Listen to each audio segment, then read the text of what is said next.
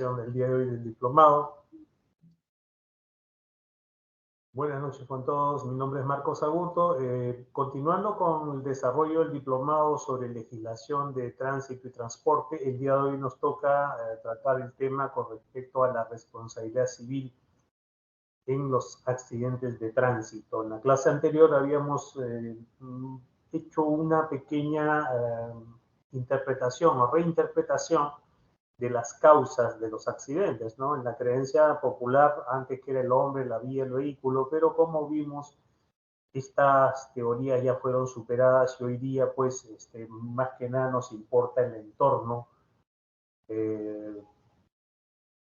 y los elementos que puedan participar, porque, como hemos concluido en la clase anterior, el accidente de tránsito no es monocausal, es decir, no hay una sola causa que origina un accidente, sino son varias y a todas ellas hay que prestarle atención y la sumatoria de estas causas es la que finalmente produce el daño. Y hoy, como vamos a hablar del daño, que es el elemento relevante, quiero explicar algo previamente. Mire, siempre se piensa que el tema se trata sobre accidentes de tránsito y que existe toda una teoría independiente, pues esto no es tan cierto.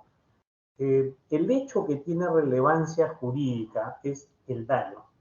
Entonces, cuando se produce un daño, entonces van a nacer diversas formas de responsabilidad. No es única y no es producto de un accidente, sino es el haber ocasionado un daño. ¿Cómo? Vamos a revisar a continuación, si me lo permiten. Y para esto vamos a utilizar unas diapositivas. Vamos a buscarlas aquí.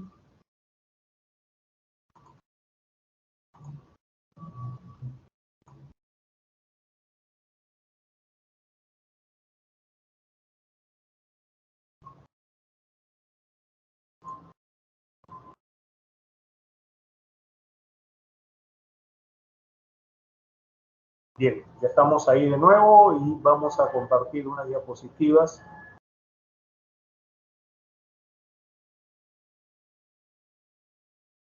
Sí, hoy día nos toca hablar con respecto a la responsabilidad civil por los accidentes de tránsito. Recapitulando un poco, habíamos definido qué cosa era un accidente de tránsito y si lo recuerdan era un evento que ocasiona daños en personas o cosas como consecuencia directa de la circulación de vehículos. Esto es decir, no es que, por ejemplo, si tengo un vehículo inmovilizado y estoy realizando una reparación y producto de ello, no sé, me cae la tapa del capot o el mismo vehículo me cae encima porque, no sé, pues coloqué una gata y lo coloqué mal y se produjeran lesiones, en este caso no estamos hablando de un accidente de tránsito porque falta un elemento muy importante. ¿Cuál es el tránsito? El tránsito significa movimiento, desplazamiento. Entonces, no se puede producir accidente de tránsito en vehículos en reposo. Por lo menos debe haber un vehículo en movimiento. Y en esencia, ¿qué cosa es? En esencia, el accidente viene a ser la disputa por el espacio. Nosotros sabemos de que cuando nosotros salimos al espacio público, este espacio a través de los años ha sufrido una transformación, de tal manera que hoy día ya no es lo que era pues hace siglos atrás, sino vamos a encontrar un sistema viario complejo en el cual vamos a encontrar señales, vamos a encontrar demarcaciones, vamos a encontrar espacios segregados, vamos a encontrar semáforos, iluminación artificial, en fin, vamos a encontrar una serie de elementos que se han ido incorporando a este espacio. Pero para privilegio de uno de los participantes, se puede decir que es quizás el necesario vital para que esto suceda, ¿no? Dentro de los tres elementos, que es el vehículo. Entonces, si nosotros analizamos esto, el espacio, la vía, ha sufrido esta transformación casualmente para permitir el desplazamiento de los vehículos. Y esto también ha generado que se haga una separación, lo que se llama una segregación. Y la segregación más importante que se ha hecho a través de los años es el diferenciar un espacio o establecer un espacio para el tránsito de los peatones y un espacio para el tránsito de vehículos. Bueno, bajo esta lógica no existiría ningún conflicto, salvo entre los vehículos que utilizan el espacio. Pero cuando hay situaciones en que obviamente los peatones para acceder hacia la otra vereda van a tener que utilizar la pista o calzada. Entonces ahí vamos a tener nosotros una posibilidad de conflicto. Otra posibilidad de conflicto es cuando los vehículos salen de un recinto privado o público que es una cochera. Entonces, para salir van a tener que pasar por parte de la vereda que corresponde a los peatones y ahí tenemos otra situación de conflicto. Y la otra situación de conflicto por excelencia es cuando tenemos nosotros las intersecciones, en los cuales también prima un principio de segregación y especialización, pero de orden cronológico. Voy a explicar, ¿ya? La segregación puede ser física, vereda, calzada. Esa es una segregación física. O ciclovía y calzada. Segregación física, o sea, un espacio diferenciado para cada uno. Pero la segregación que tenemos cronológica, recuerden que Cronos es el dios del tiempo, y por lo tanto, pues, significa que esta segregación va a estar determinada en un mismo espacio, pero van a autorizar el uso de ese espacio por tiempos. Un momento lo utiliza uno y otro momento. ¿Y esto dónde se da? En los cruces y en las intersecciones, que es otro escenario en el cual se produce esta disputa por el espacio. Entonces, estos lugares o estos escenarios son aquellos en los cuales se puede producir estos conflictos. Y es por ello que tenemos toda una reglamentación que prescribe la forma cómo es que debemos utilizar ese espacio, y ese es el Reglamento Nacional de Tránsito. Ahora bien, cuando en ese espacio ocurre un conflicto y hay una disputa, es decir, dos entidades, dos cuerpos, dos formas, dos materias, quieren utilizar el mismo espacio al mismo tiempo, cosa que físicamente no es posible, o sea, no se pueden fundir ambas entidades, sino tenemos un vehículo por un lado, otro vehículo por otro lado, y va a llegar un momento en que se va a producir esta disputa y ahí se produce el conflicto. Van a tener que tomar contacto y de acuerdo a la dureza o maleabilidad de los elementos y la estructura, es que van a sufrir deformaciones, ¿no? Estas deformaciones pueden ser elásticas, como en el caso de los hundimientos o abolladuras, o pueden ser rígidas, como por ejemplo los vidrios, micas, faros y otros que se rompen, ¿no? En cambio, la fibra del vehículo es maleable. Entonces ahí tenemos nosotros, perdón, los daños, ¿no? Los daños. Y hemos dicho que un elemento fundamental para hablar nosotros de accidente de tránsito y un hecho que tiene relevancia jurídica es el daño. Entonces, cuando se ocasiona un daño, de inmediato van a nacer una serie de responsabilidades. Y esto es porque, como vamos a ver más adelante, porque existe una serie de deberes. Entonces teníamos que el accidente de tránsito es este evento que causa daño. Palabra clave, daño. Sin daño, pues no hay trascendencia en este accidente. Algunos dicen, por ejemplo, que el despiste, es decir, salirnos de la pista, es un accidente de tránsito, lo cual no estoy de acuerdo porque en este despiste, cuando los neumáticos pierden contacto con la calzada y salen de la misma, es posible que no se produzca daño alguno. Entonces, no, salvo que sea un despiste y posterior choque, despiste y posterior volcadura, despiste y posterior atropello. Entonces ahí sí el despiste podría entrar en esta categoría, de lo contrario no. Bueno, entonces tenemos daño en personas o cosas. ¿Por qué? Porque hemos dicho que esta disputa puede ser entre vehículos o peatones y vehículos. Y obviamente, cuando se trata pues de una disputa entre peatones y vehículos, ya sabemos quién es el que va a llevarlas de perder, ¿no? O quién va a sufrir mayores daños. Lo mismo que cuando la disputa es entre un vehículo menor y un vehículo mayor, por ejemplo, una motocicleta con un camión. Entonces, si bien es cierto, los dos tienen la categoría de vehículos, pero de acuerdo a sus estructuras, las consecuencias, es decir, los daños que se produzcan tanto en personas o cosas, en este vehículo menor, motocicleta, van a ser de mayor severidad, ¿no?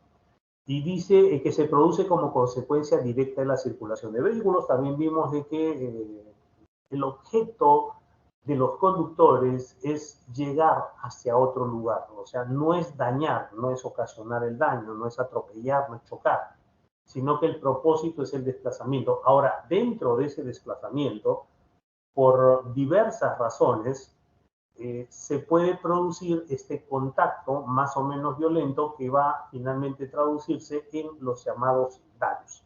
También habíamos visto el siniestro de tránsito, que es una acepción nueva, pero que no ha reemplazado al accidente, porque, por ejemplo, hasta donde yo sé, hasta hoy día, el SOAT seguía siendo seguro obligatorio por accidente de tránsito y no seguro obligatorio por siniestros de tránsito, ¿no? Y finalmente teníamos el Reglamento Nacional de Responsabilidad Civil y Seguros Obligatorios de Accidente de Tránsito, que en su artículo 5 nos define qué se entiende como accidente de tránsito para la aplicación de este reglamento, es decir, para la activación de la póliza de seguros. Yo voy a plantear aquí inicialmente en clase un caso problema. Ahí tienen en la pantalla un caso problema. Miren, aquí tenemos una vía de 3 carriles de circulación cada una, que tiene 2 sentidos de circulación. Cada uno tiene 3 carriles y tenemos al centro un separador central. Esto se llama separador central. Y este separador central es tipo cuneta, o sea, tipo una zanja, ¿no? A los lados tenemos las bermas, ¿no? O zonas de emergencia para el tránsito de emergencia, o los bordes, ¿no? Que a veces sirven para el tránsito de peatones. Pero centrémonos aquí. Aquí está la acción. Aquí en estas 2 calzadas de sentidos distintos de circulación, divididas por un separador central tipo cuneta, perdón, tenemos 2 vehículos. El vehículo rojo, este que ven aquí es el mismo vehículo, lo que pasa que está en secuencia. O sea, es el mismo, pero está avanzando. Y aquí tenemos de la calzada contraria el vehículo amarillo que está desplazándose en sentido contrario. Si ustedes ven esta flecha que está adelante del vehículo rojo, nos indica cuál es su orientación o sentido de circulación. Y si ustedes ven aquí en el amarillo, van a ver la flecha, también nos está indicando sentido de circulación. Pues resulta que los dos van en calzadas de sentidos opuestos, pero el conductor del vehículo amarillo en determinado momento y por alguna necesidad quiere cambiar de sentido de circulación, es decir, quiere salir de este sentido de circulación para pasar a la otra vía y tomar el otro sentido de circulación. Para ello, debería avanzar, dirigirse un par de kilómetros, 3, 4 kilómetros más adelante, en donde hay un intercambio, una oreja que le llaman, y dar la vuelta, subir sobre ella y retomar esto. Pero este conductor del vehículo amarillo, porque, bueno, quiere ahorrarse combustible y tiempo, observa que en la cuneta hay un espacio que está rebajado, o sea, está rellenado, ¿no? Donde no es verdaderamente una zanja, y analiza la posibilidad de realizar su cambio de sentido de circulación pasando sobre el crucero, sobre el separador, perdón, observen aquí la secuencia, pasando sobre el separador y para tomar el sentido de circulación contrario. Cuando está realizando esta maniobra, viene el vehículo rojo y lo impacta. Aquí no hay lesiones, aquí hay simplemente daños personales y lo primero que nos preguntaríamos frente a este hecho no es los 2 conductores bajan, los 2 conductores discuten, el conductor del vehículo amarillo le dice, mira, tú me has chocado, el otro dice, claro, yo te he chocado, pero que tú has ingresado, ¿no? De una manera que no está permitida, o sea, tú no puedes dar la vuelta acá. Entonces, ahora se han producido daños en el vehículo amarillo y daños en el vehículo rojo, ¿sí? Son daños materiales simplemente. Y aquí vendría a ser la pregunta, ¿no? ¿A quién le correspondería indemnizar al otro? Es decir, ¿quién es responsable por los daños ocasionados? Claro, esto es un espejismo porque el 99% de personas, claro, bueno, hoy día no tenemos el poder hacer preguntas, ¿no? El poder hacerlo participativo, pero si gustan participar, se los agradecería bastante. Voy a volver a compartir la imagen, ¿no? Aquí está. Y no sé si me indican, si gusta alguien indicarme para ustedes cuál sería el responsable de este accidente, ¿sí? De estos daños que se ocasionaron, si sería el conductor del vehículo amarillo o sería el conductor del vehículo rojo. Bueno, esto generalmente es un espejismo porque muchas personas me dicen, no, no, definitivamente era amarillo. ¿Y por qué piensan que el amarillo? Mire, porque el amarillo, miren, está realizando un desplazamiento, un movimiento que a la luz del reglamento de tránsito no está permitido. Por el contrario, está prohibido pasar sobre el separador central. Entonces, este señor no ha observado esta prohibición y realizó este acto y por eso es que se ocasionan los daños. Pero no es un análisis correcto. Voy a explicarles ahora por qué no es un análisis correcto, ¿no? O sea, no corresponde la responsabilidad al conductor del vehículo amarillo, sino al conductor del vehículo rojo. A ver, para nosotros analizar este hecho y cualquier accidente de tránsito, tenemos que plantearnos hipótesis inicialmente. Entonces, la hipótesis sería, los daños que ahora existen se producen por la maniobra del conductor del vehículo amarillo. ¿Verdadero o falso? Esta es una hipótesis. Y la hipótesis 2 sería, los daños que tenemos se producen, ¿no?, por la acción del conductor del vehículo rojo al golpear al amarillo. ¿Verdadero o falso? Bueno, la hipótesis inicial, los daños se producen por la maniobra del conductor del vehículo amarillo, es falsa. Porque la maniobra que realiza el conductor del vehículo amarillo no necesariamente va a producir daños. Es decir, el conductor del vehículo amarillo pudo tal vez haber realizado esta maniobra, que es cierto, es ilícita, es antirreglamentaria, es imprudente, es temeraria. Califíquelo como quiera. Pero lo que sí entra dentro del campo, la probabilidad, es que este giro, este desplazamiento que hizo el conductor del vehículo amarillo, se pudo haber realizado y no se hubieran generado daños. Es decir, esa acción no genera el daño. Recordemos de que el daño se produce por un impacto, es decir, por un golpe. Hay un elemento colisionante y un elemento colisionado. ¿Quién es el colisionante? Definitivamente el rojo. ¿Quién es el colisionado? El amarillo. Ustedes lo están viendo. ¿Sí? Ahora la pregunta sería, ¿y el conductor del vehículo rojo pudo, a pesar de la maniobra del conductor del vehículo amarillo, pudo haber evitado el accidente? Es decir, pudo haber evitado el conflicto y por ende los daños? Definitivamente sí, porque tenía varias opciones. Entre ellas, el conductor del vehículo rojo pudo haber disminuido la velocidad y no se producían daños. El conductor del vehículo rojo pudo haber detenido su unidad y no se producían daños. El conductor del vehículo rojo pudo haber cambiado de carril cuando vio al amarillo y no se produjo daño. Entonces, ¿por qué el conductor del vehículo rojo golpea al conductor del vehículo amarillo? No, la respuesta correcta no es por si acaso porque el amarillo hizo esa vuelta, porque es algo así como decir, la maté porque me traicionó. No, eso no funciona así.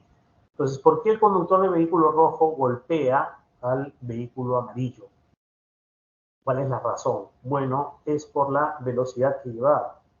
Pues esta velocidad no le permite ejercer un control sobre su vehículo y ante la maniobra del vehículo amarillo no puede controlarlo y se produce el impacto.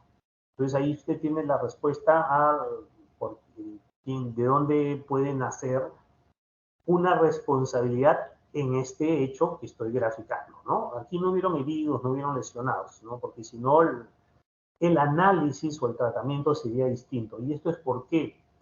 Porque en la responsabilidad civil nosotros vamos a encontrar es una responsabilidad, como en este caso, objetiva, ¿sí? Entonces, aquí en este evento tenemos un elemento colisionante y un elemento colisionado. ¿Quién es el colisionante? El rojo. ¿Quién es el colisionado? El amarillo. ¿Por qué el vehículo rojo choca con el amarillo? Bueno, porque el conductor no pudo controlar su vehículo y ante el ingreso del amarillo no pudo detenerse a tiempo y lo impactó. Entonces sí, yo voy a decir algo a continuación que ustedes quizás no les pueda saber bien, pero es parte del análisis. Entonces, ¿quién tendría que indemnizar a quién aquí? O sea, ¿a quién le correspondería indemnizar? al conductor del vehículo rojo o al conductor del vehículo amarillo. Claro, yo sé que si yo planteara esto de manera así ligera, diríamos, ¿no? Los dos se bajan, los dos discuten y finalmente dice vamos a llegar a un acuerdo. ¿Y cuál sería el acuerdo? El conductor del vehículo rojo le dice, bueno, empate, cada quien paga sus daños. El conductor del vehículo amarillo puede decir, no, no, un momentito, págame los daños de mi vehículo. Y el conductor del vehículo rojo monta en cola y dice, oiga, pero ¿por qué yo le voy a pagar? Si usted ha cometido una imprudencia, usted ha cometido una infracción.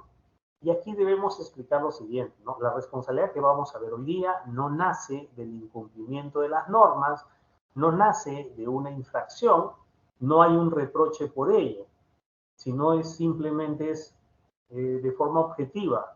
Se produjo un daño. ¿Por qué se produjo un daño? Porque uno golpeó al otro. ¿Okay? ¿Quién es el golpeador? El rojo. ¿Quién es el golpeador? El amarillo. Bueno, entonces la responsabilidad de la cual vamos a analizar esta noche corresponde al conductor del vehículo rojo. Contrariamente a lo que yo sé que muchos piensan o infieren cuando presento este caso problema. Ahora, la pregunta que yo hice era una pregunta que estaba mal formulada y lo hice adrede, pidiendo las disculpas del caso. Miren, yo pregunté, en este caso, quién tiene la responsabilidad, pero no especifiqué qué tipo de responsabilidad. Porque cuando ocurren estos eventos, es decir, cuando ocurre un accidente de tránsito, pueden nacer, pueden surgir tres tipos de responsabilidad. En primer lugar, la responsabilidad civil, que es la responsabilidad civil viene a ser aquella por medio de la cual nos obliga a indemnizar a la otra parte, ¿sí? Es decir, aquella que protege la, vamos a llamarle la indemnidad, ¿no? Del afectado, ¿no? O sea, yo tengo un vehículo y este vehículo tiene que permanecer siempre en su mismo estado tal cual. Pues si hay alguien que daña mi vehículo, entonces va a tener que responder por ello y va a tener que indemnizarme por el daño causado, ¿no? Entonces, este tipo de responsabilidad protege, en este caso, ¿no? Al propietario de la cosa, ¿no? ¿Para qué? Para que su bien se mantenga en la misma condición por siempre y no sufra esta transformación por medio de los daños. Ahí tenemos, por ejemplo, nosotros primero la responsabilidad civil. La responsabilidad civil, el deber, perdón, de indemnizar. Entonces, es decir, cuando se produce un accidente de tránsito, nace un deber de indemnizar y un derecho, perdón, un derecho de indemnizar, es decir, de recibir una indemnización y un deber de indemnizar a la otra parte. Eso es lo que nace y se llama la responsabilidad civil. Luego tenemos que si lo que se daña es la integridad física de las personas, tenemos la responsabilidad penal. La responsabilidad penal viene a ser una suerte de reproche que hace el Estado a una persona al haber desplegado una conducta por medio de la cual ha dañado un bien jurídico protegido. Para efectos de este curso, este diplomado, el bien jurídico protegido es la vida, el cuerpo y la salud. Entonces, cuando yo lesiono a alguien, ya no es solamente el indemnizar en la vida civil, sino también nace una responsabilidad nueva, que es la responsabilidad penal. ¿Y en qué consiste? Es en el reproche, en el castigo. La responsabilidad penal, como su nombre lo indica, tiene por objeto imponer una pena, un castigo, inferir un castigo a aquel que ha lesionado, que ha dañado un bien jurídico protegido y en este caso la vida, el cuerpo y la salud. Y finalmente tenemos una responsabilidad un tanto extraña por el caso accidente de tránsito, que es la responsabilidad administrativa. Ahora, yo la verdad que no estoy muy convencido de que exista una responsabilidad administrativa, aunque en nuestro país ya se están dando algunos temas con respecto a accidentes de tránsito. Por ejemplo, Si usted revisa el reglamento de transporte público de ATU, la Autoridad de Transporte Urbano aquí en Lima, que ha emitido recientemente sus reglamentos, va a colocar como forma agravada de las infracciones el haber participado en un accidente. Ejemplo, ¿ya? Usted tiene el deber de prestar servicio con una autorización. Vamos a suponer que usted estaba prestando servicio y no tenía autorización, pues es una conducta infractora que va a ser reprimida y sancionada con una multa. Pero si usted estaba prestando servicio sin autorización y además participó en un accidente de tránsito, entonces va a recibir una multa mayor ya que consideran que es una forma agravada.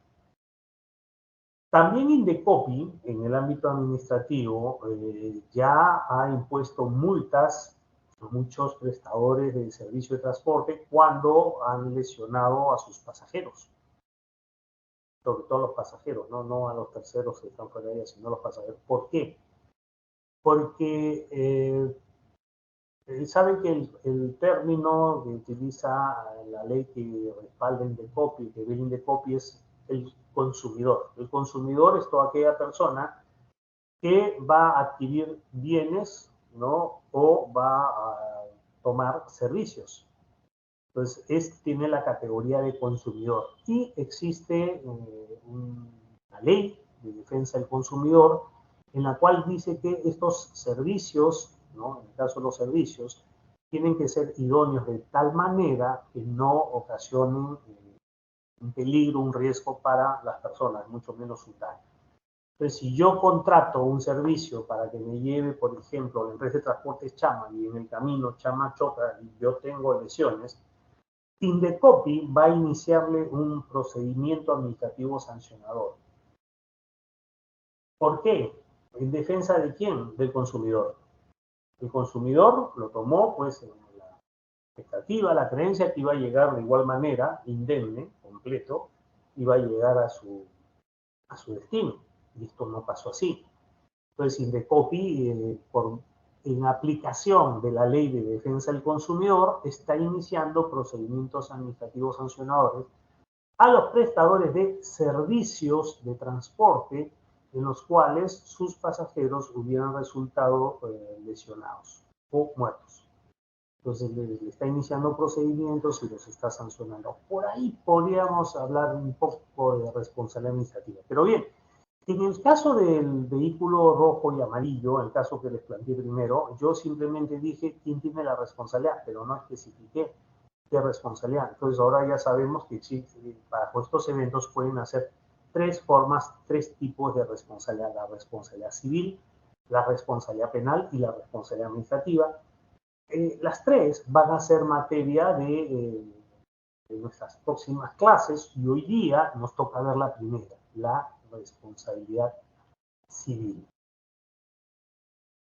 Empecemos explicando cuál es el concepto de responsabilidad, ¿no? La responsabilidad se define como el cumplimiento de un deber o el deber de asumir las consecuencias de nuestros actos. Eso es responsabilidad. Viene del latín response, que es responder. O sea, ¿quién va a responder por esto? Por eso es que se llama responsabilidad. En términos general, ¿no? Responsabilidad se entiende como la obligación de toda persona de pagar por los daños y perjuicios que cause en la persona patrimonio de otra. Entonces, si yo daño, yo tengo responsabilidad, ¿sí? O sea, si yo dañé, yo voy a asumir una responsabilidad. ¿Y en qué consiste esa responsabilidad? ¿Sí?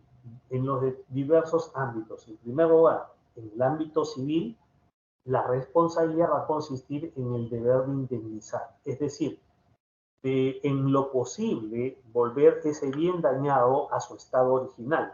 No siempre queda tan bien, ¿no? Imagínense las lesiones. Es cierto que sí van a la clínica, las operaciones y terapias, pero sabemos perfectamente que nunca vamos a quedar igual. Entonces, en lo posible, ¿no? Lo que se busca es restituir, ¿no? Esto al estado original que tenía, Pero la indemnización, en este caso, la responsabilidad, implica no solamente el daño, sino también el perjuicio, que vamos a desarrollarlo en la clase. Entonces, si nosotros dañamos, tenemos que indemnizar. ¿Qué significa? Vamos a restituir a su estado original y además vamos a cubrir otros gastos adicionales, como por ejemplo, ¿no? Si esta persona trabajaba, dejó de trabajar, pues hay que hacernos responsable, ¿no?, de ese ingreso. Y cuando hablamos responsable, significa que de una forma u otra vamos a compensar, o vamos a suplir esa ausencia o ese corte, esa obstrucción que hay, ¿no?, en los ingresos de esta persona. Si en caso lo que dañamos es la vida, el cuerpo y la salud, pues la responsabilidad que van a hacer va a ser una responsabilidad penal por el delito de lesiones u homicidio culposo, cualquiera de estos. Pues bien, y finalmente la responsabilidad administrativa. Entonces, responsabilidad significa que yo debo responder. Ahora vamos a diferenciar, ¿no?, las características de la responsabilidad para efectos de los accidentes de tránsito y específicamente de la responsabilidad civil por accidente de tránsito. Se trata de una responsabilidad civil objetiva. Voy a explicar, ¿no?, qué significa una responsabilidad civil objetiva. O sea, no es una responsabilidad subjetiva. Y voy a explicar. Saben que en el derecho, cuando hablamos de subjetivo, estamos hablando de sujeto de personas. Entonces, cuando decimos es una responsabilidad subjetiva, es la responsabilidad de la persona. Es decir, tenemos que analizar sus actos, si hubo imprudencia, negligencia, dolo o culpa para ocasionar el daño. Eso es entrar al ámbito subjetivo de la persona. Pero la responsabilidad civil que vamos a tratar nosotros para el caso de accidente de tránsito es del orden objetivo. Y objetivo significa que no es necesario partir de una infracción o un deber incumplido para establecer esta responsabilidad civil. Según lo que nos dice la doctrina, que la responsabilidad civil objetiva surge ante un acto antijurídico que causa daño que ha de ser reparado. Este sistema, o sea, el de la responsabilidad civil objetiva, se caracteriza por prescindir del requisito de la infracción como punto de partida. O sea, no nace de un incumplimiento, del dolo, de la culpa, ¿no?, o la negligencia. Y consecuentemente, por no recurrir a la culpabilidad como criterio de imputación. Obligación, la responsabilidad civil objetiva es la obligación de reparar los daños que se produzcan como concreción de los riesgos de determinadas actividades generalmente ilícitas, con independencia de la diligencia de la gente. Y es lo que se llama dentro del derecho civil la responsabilidad por riesgo. ¿Sí? Entonces dice que cuando se realizan, se desarrollan actividades que revisten o generan un riesgo, ¿no?, entonces, si en esta actividad riesgosa se daña, objetivamente tienes el deber de indemnizar. ¿Por qué? Porque tú eres el generador del riesgo. O sea, no es que el riesgo esté ahí, no es que el riesgo se haya presentado de pronto, sino que tú estás realizando la actividad riesgosa. Por ejemplo, la conducción de un vehículo. Es una actividad riesgosa. Entonces, si yo realizo esa actividad y realizando esa actividad daño, no hay vuelta que darle. Voy a tener que asumir la responsabilidad. Entonces, la responsabilidad civil objetiva no parte de un criterio, un principio de imputación de una infracción. No nace por eso, sino simplemente del hecho que estoy realizando una actividad riesgosa y si producto de ella daño, ya no van a analizar si hubo dolo, culpa, negligencia, imprudencia. No, simplemente estás realizando una actividad riesgosa, se produjo un daño, asume la responsabilidad. Entonces, como que hay una inversión en la carga de la prueba, ¿no? Yo por el simple hecho de realizar esta actividad riesgosa, ya soy responsable. En cambio, la responsabilidad penal e incluso la responsabilidad sancionadora en la vía administrativa Es una responsabilidad que se establece para servir como refuerzo de las normas que prescriben o prohíben algunas formas de conducta. Significa la realización de un juicio de valor negativo sobre la conducta concreta de un individuo. Es decir, un reproche se basa en la culpabilidad. La amenaza, ¿no? Por medio de este reproche, actúa como factor disuasivo preventivo. Es decir, en el caso de la responsabilidad penal y incluso la responsabilidad sancionadora, lo que se busca es castigar. Vieron que en la responsabilidad civil no es el propósito castigar, sino es proteger al dañado, de tal manera que va a encontrar tutela y le van a decir, no te preocupes porque si tú fuiste dañado, se te va a eh, resarcir y se va a reparar el daño causado, o sea, se va a revertir a su estado original en la medida de lo posible. En cambio, la responsabilidad penal no, la responsabilidad penal tiene el objeto de castigar, de sancionar. ¿Por qué? Porque sabemos que en el caso del conjunto normativo y efectivamente por excelencia el derecho penal, es un derecho que se utiliza para el control social de tal manera que lo que vamos a hacer es sancionar o castigar, imponer penas a las personas como una especie de acto disuasivo. ¿Para qué? Para lograr que estas personas posteriormente o en el conjunto social desarrollen conductas que nosotros aceptamos como correctas, como seguras, ¿no? Y queremos que te portes de esa manera, entonces la amenaza que hay en el derecho penal, porque el derecho penal es una amenaza, ¿no? Aquel que realice este acto va a ser sancionado, reprimido con pena privativa de libertad. Entonces ahí tenemos todas las amenazas. Si no me están diciendo, si tú haces esto, entonces vas a ser castigado de esa manera. Y ese es el caso de la responsabilidad penal, ¿no? La responsabilidad penal, a diferencia de la responsabilidad civil, tiene la titularidad del Estado. El Estado es el que asume esta defensa en la vía, perdón, este reproche en la vía penal a través del Ministerio Público y todo el sistema penal, ¿no? O sea, lo que se busca es sancionar, punir, castigar a aquellas personas que han desarrollado una conducta que socialmente no es aceptada, ¿no? Y esto tiene un fin netamente preventivo. Entonces ahí tenemos una gran diferencia. Pues bien, ahora vamos a hablar un poco sobre la responsabilidad civil, que es el tema que nos toca desarrollar. El próximo jueves vamos a hablar de la responsabilidad penal y el viernes con respecto a la responsabilidad administrativa.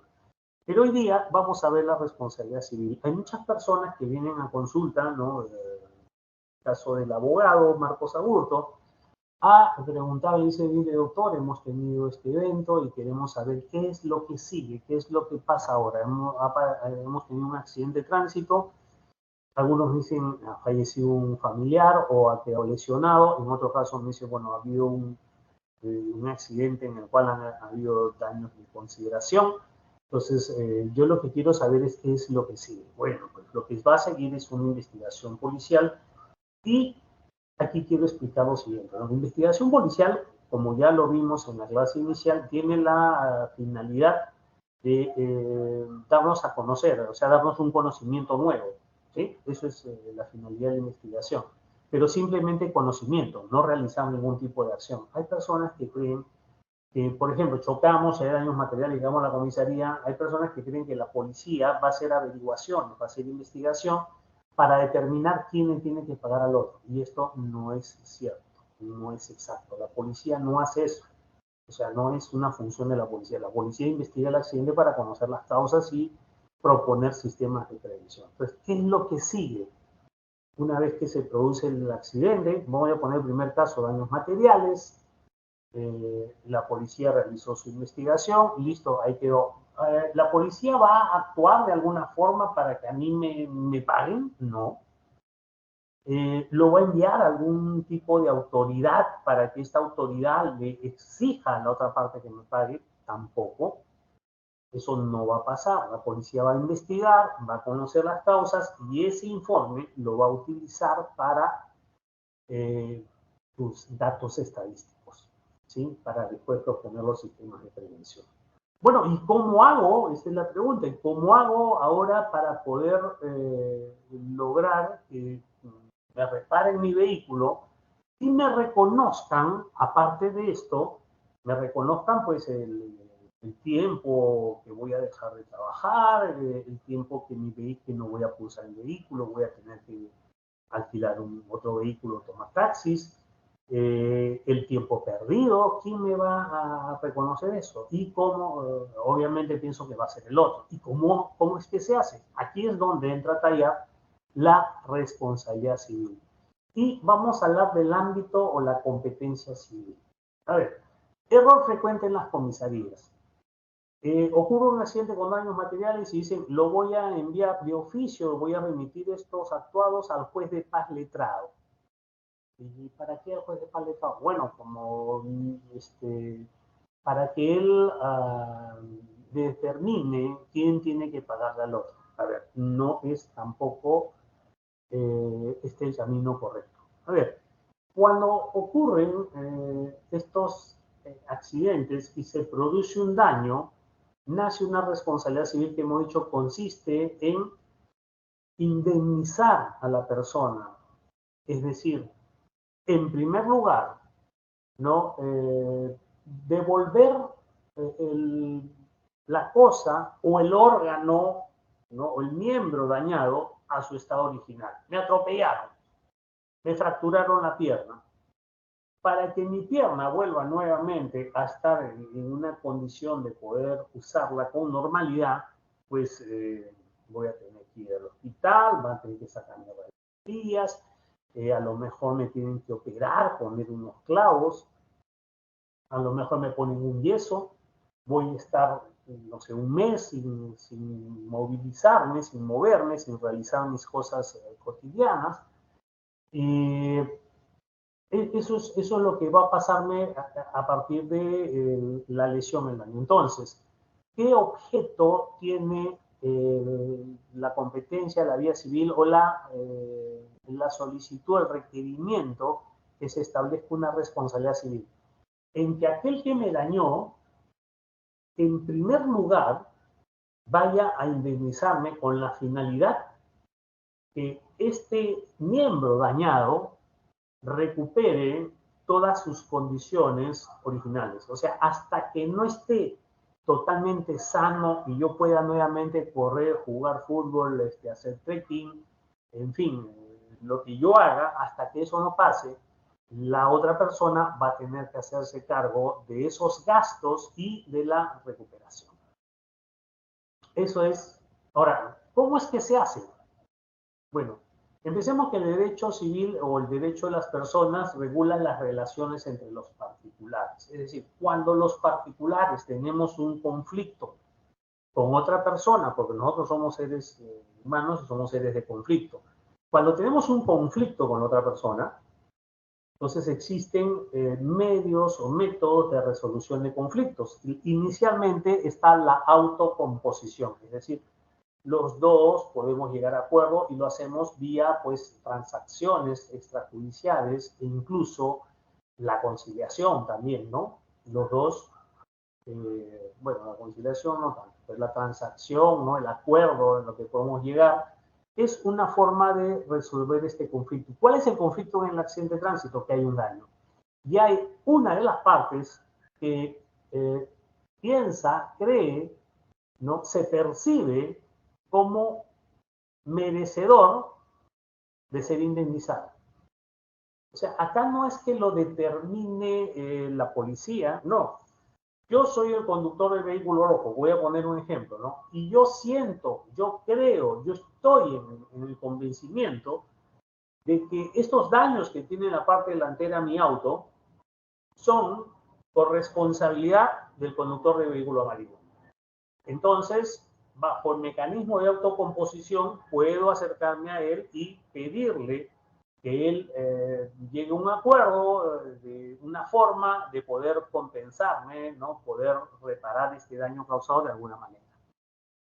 Esa es la autocomposición. Cuando la autocomposición no da resultado, pasamos a un segundo estadio que son los mecanismos de resolución de conflictos de heterocomposición. Es decir, ya no somos dos partes, sino ya hay por medio alguien, hay un juez, un mediador. puede ser un árbitro, ¿no?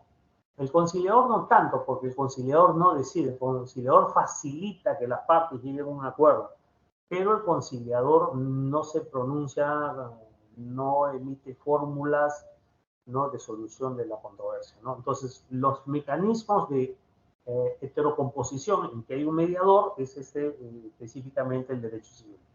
Entonces, aquel de los dos participantes en este evento que sienta, crea, esté en el convencimiento de que le corresponde ser indemnizado, pues se va a dirigir a esta instancia. El juez civil no es un juez que está buscando, persiguiendo a quienes se le debe demandar.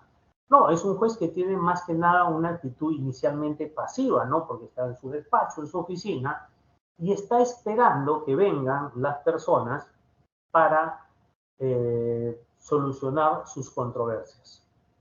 Entonces, ¿dónde actúa esta justicia civil? Bueno, cuando existe conflicto entre las partes.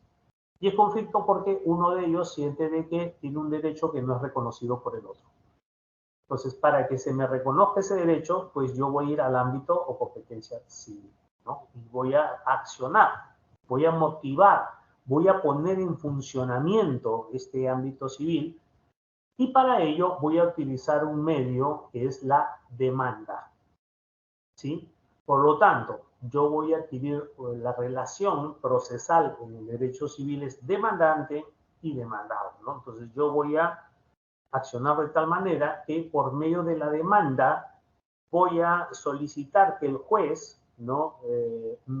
Por medio del juez, se me reconozca ese derecho que la otra parte no quiere reconocerlo. Ejemplo, ¿ya? Dos hermanos de padre y madre, uno de ellos viven en provincias, tienen unas chacras por allá. Uno de ellos se muda a Lima, dice yo no quiero vivir en la chacra, me gusta la gran ciudad, y se desarrolla aquí en la ciudad. De pronto pasan los años y sus padres fallecen. Entonces, ¿qué derecho nace ahí? El derecho a la herencia. Es decir, los padres fallecidos eran propietarios de todas esas chacras. El hermano que se quedó a vivir con ellos, que no solo los cuidaba, sino atendía la chacra, los campos, en todo lo concerniente, ¿no?, al cuidado. Una vez que fallecen los padres, cree, presume que él tiene derecho a quedarse con eso, a apropiarse, a adueñarse, registrar incluso con su nombre esos terrenos, porque él ha trabajado ahí y el otro se fue. Pero resulta que el hermano de Lima regresa y le dice, bueno, ahora que han fallecido los papás, que es una pena, ¿cómo vamos a hacer con las chacras, con las tierras? Y el otro le dice, bueno, nada, porque son mías. Entonces aquí va a haber un derecho que tiene el derecho a la herencia. Y este derecho a la herencia le permite a este señor, sí, tiene derecho a una herencia que el hermano no quiere reconocer. Él trata de hablar con él, el otro se cierra y dice, no, no te voy a dar nada, y más bien sale acá de mi terreno. Entonces este hombre que no se le reconoce el derecho va a ir y va a demandar a su hermano frente al juez, y el vehículo va a hacer la demanda, va a demandar para que el juez lo conmine, lo constriña a reconocerle el derecho al otro, ¿sí? Entonces aquí vamos a ver otro ejemplo. Yo soy propietario de un departamento y yo no solamente tengo derecho a la propiedad, sino a los frutos, es decir, a la renta. Pues yo tengo mi departamento, se lo alquilo a una persona, esta persona está viviendo ahí, lo ocupa, pero y paga una renta. Y un tiempo de esta parte no paga la renta ni tampoco se quiere ir. Entonces yo le pido que por favor me devuelva el departamento y me pague los meses atrasados. Y me dice, no, si quieres sácame aquí, yo no voy a pagar nada. Entonces, ¿dónde voy? A la justicia civil, y por medio de la demanda voy a pedirle al juez se me reconozca el derecho a la propiedad y mi derecho a los frutos, es decir, al pago de esta renta que no ha cumplido con pagar. Esto es el ámbito o competencia civil. Para esto sirve. En el caso del accidente de tránsito, ¿cuál es? ¿No? Es una indemnización por daños y perjuicios por los daños causados. ¿Quién demanda? Aquel que crea que le corresponde ese derecho. ¿A quién demanda? Al otro participante en el evento. El juez simplemente es un mediador. A ver, participar en esta competencia o ámbito civil es un ámbito voluntario. Esto téngalo muy en claro, por eso decía el error de la policía es decir, ya, no, si es daño material lo voy a mandar al juez para letrado para que el juez determine quién le tiene que pagar al otro. A ver, para que el juez determine esto, una de las partes es la que tiene que accionar, es decir, realizar la acción de iniciar o promover, ¿no?, la competencia en el ámbito civil. Es decir, el titular del derecho es el que se presenta en forma voluntaria a pedir que se le reconozca, ¿no?, la indemnización por el daño causado. Ahora, como es voluntario, porque es un derecho disponible, es decir, no es que sea obligatorio que tenga que demandar, él puede decir, mira, sí quiero que me indemnicen, como puede decir, renuncio a la indemnización también, o puede llegar a un acuerdo con otra parte. Entonces, son actos propios del derecho privado, es decir, de la autonomía de la voluntad de las personas. Él si quiere demanda, si no quiere no demanda. Y es por ello que el error es cuando la policía dice, no, voy a mandarlos todos al juez de paz, porque ahí le corresponde para que lo indemnicen a esta persona o le exijan al otro que pague. No, es un acto voluntario, o sea, nadie me puede obligar, no es, por ejemplo, algunas personas, yo sé, hay desconocimiento, ¿no? Me dicen, doctor, y en este caso el fiscal, ¿qué tendríamos que ir a hablar con él? No, porque aquí en el ámbito civil no hay fiscal, ¿no? En el ámbito civil, la relación jurídica es entre el demandante y el demandado. Entonces, usted puede demandar a la otra persona que le reconozca y lo va a hacer por intermedio del juez. Y es voluntario. Se busca ante el juez el reconocimiento de un derecho o el dilucidar una incertidumbre jurídica. Bueno, aquí en el ámbito civil vamos a tener procesos contenciosos y no contenciosos. Contenciosos cuando hay contienda entre las partes, ¿no? Es decir, yo quiero que usted me reconozca y el otro no quiere reconocer. Y los otros no contenciosos, como por ejemplo, ¿no?, la rectificación de partida, el cambio de nombre, que yo no me voy a enfrentar a nadie, es decir, yo no voy a pedir a otra persona que se me reconozca un derecho, es simplemente lo que le estoy diciendo al juez, oiga, señor juez, ¿sabe qué? Aquí en la partida se ha cometido un error y necesito que usted judicialmente reconozca ese error en la partida para que se modifique. Entonces, no es de oposición, no es que estoy litigando contra otro. La relación procesal es entre demandante y demandado. El juez es un mediador y el vehículo es la demanda. Voy a explicarles también un poco con respecto a la demanda y el proceso civil. A ver, el proceso civil, sí, en efecto, y les digo, por ejemplo, si ustedes son abogados o a lo mejor asesoran a personas, consta de 3 tiempos, 3 etapas totalmente o muy definidas. La primera etapa es la de demandar, es lo que le llamamos la primera instancia. La segunda etapa se puede producir o no. ¿Por qué? Porque es el proceso en el cual hay una apelación. ¿Sí? Entonces, cuando hay una apelación, la apelación nace por voluntad de la persona, cualquiera de las dos, que no esté de acuerdo con el fallo o la decisión del juez. Y ahí es un segundo evento, que es la apelación, que puede darse como no. Y un tercer evento viene a ser la ejecución, que quizás es tan engorrosa, podríamos decir, tanto más que la propia demanda. Entonces, cuando a un abogado le dicen, doctor, tengo un caso de accidente de tránsito para una indemnización, ¿cuánto son sus honorarios? Entonces, hay abogados que se centran solamente en el acto número 1. Y dices, bueno, para presentar la demanda, audiencia única o audiencia única, o de acuerdo a cantidad de audiencia de pruebas, y mi informe final y la sentencia. Bueno, esto es el costo de mis honorarios. Claro, pero estás calculando la primera etapa nada más, ¿eh? Porque aquí viene, ¿qué pasa si una vez que termine el proceso, supongamos que no te da la razón, Entonces vas a tener que pasar a una segunda, que es la apelación. O la apelación puede salir también por parte del otro, puede ser promovida por otra parte, demandada, por ejemplo, ¿no? Salió la sentencia y se le falla, dice, se le reconoce, ¿no?, el derecho a la indemnización por 15.000 soles, ¿no? Por lucros cesantes, o sea, por todo concepto.